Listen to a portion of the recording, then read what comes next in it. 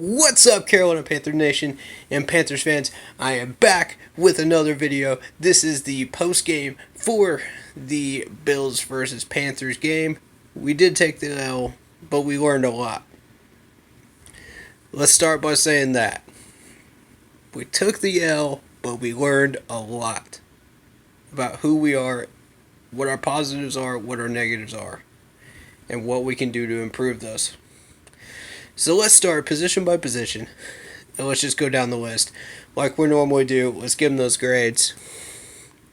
So, starting with the quarterbacks, I have to automatically look at Kyle Allen and go, what the heck were you throwing?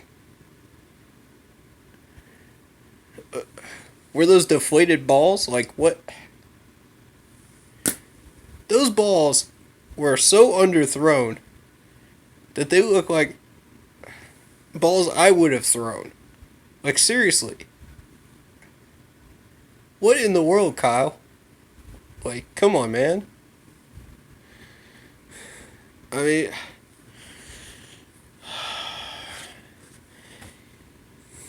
y'all, I mentioned he looked good in the training camp on Tuesday and Wednesday. And that's joint practices against the Bills. Now, what in the world happened in between then and today? Beats me, man. Beats me.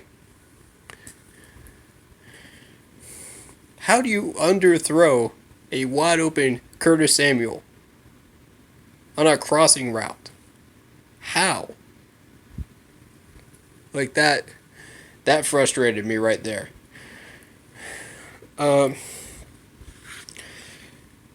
He had his positive moments, I will say that. He did. There were a few decently placed balls, but the majority of them were underthrown or just way overthrown. But yet he still uses that rushing ability to get those first downs, which is a positive. And that is what we need, to continue these drives and keep it going. Now, Will Grier. Let's get to him. Will Grier, he overthrew a lot of passes. And I've been seeing this as a pattern lately. These two quarterbacks either underthrow or they overthrow. Either they lead their receivers too much or they don't lead them enough. And then there's that in between where it just works, where they just find that chemistry. I've been seeing it at training camp days, and I'm seeing it in games, and I'm sure you guys are seeing it as well. And then, well, I'll stay on Will Grier for just a second longer, because I want to point out a little bit of a coaching positive for everybody here. But I'll point out the coaching negative before I do that. The play calling was very predictable. Now, before you go and roast me in the comment section on this, listen to what I have to say. You don't want to be too predictable in the preseason. And I say that because you don't want to make it too easy for the defense to figure out your plays. But at the same time, you don't want to overplay your playbook either. So it's a fine balance. It really is. If you're an offensive coordinator during preseason, because you don't want to overplay your hand. And, for anybody that's played poker, you know how much of a fine line that is. You know exactly how fine of a line that is. So,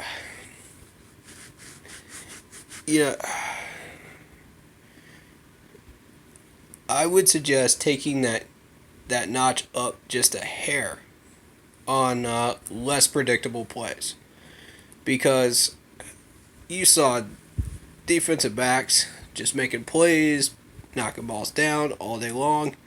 And it's not because the wide receivers weren't getting open, it's because the routes were too predictable. That's not on the wide receivers. These guys know their plays. They know the playbook. They've been studying it, they know it. And that's been evidenced in training camp. And during the Bears game as well. And partially during the Bills game. So, all I'm suggesting is just take it up a hair. Maybe 2 hairs because you're about to face New England next week.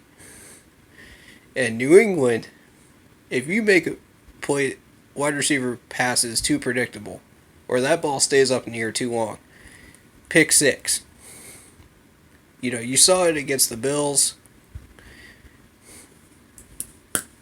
It doesn't matter what quarterback you have in there. It doesn't matter the mechanics. If that route is too predictable, the corner figures it out, the linebacker figures it out, the safeties figure it out, and they start moving a quarter going. They start adjusting to that. And if you got a bunch of boring, unimaginative plays, and our former offensive coordinator, I'm looking at you, because you were the one that did it first, before Norv came in here. I'm talking about he did this during the regular season. These were the most predictable plays I've ever seen in my life. Almost as bad as the offensive coordinator we had during the John Fox era. But we won't go there. If you can get a little bit more ingenuity into these passes, these passing routes, just a little bit longer, just a little bit further, just a hair, I think you'll see some results. So, that being said, let me take you to the positives of coaching today, and that was Ron Rivera. And as you all know, he's been on my bad side last year. And the past 2 years, I want to say, because of his clock management. Now, today, and you all saw this 40-second drive right before half, he managed the clock excellently. He knew exactly what play to run. He knew when to run it and how to run it to get the maximum effect out of the clock. And that was partially Norv Turner, but mostly Ron Rivera. He knew exactly how much clock he had. And he translated that to Will Grier. He knew, the wide receivers knew, they were all on the same page. That is how you get it done, folks.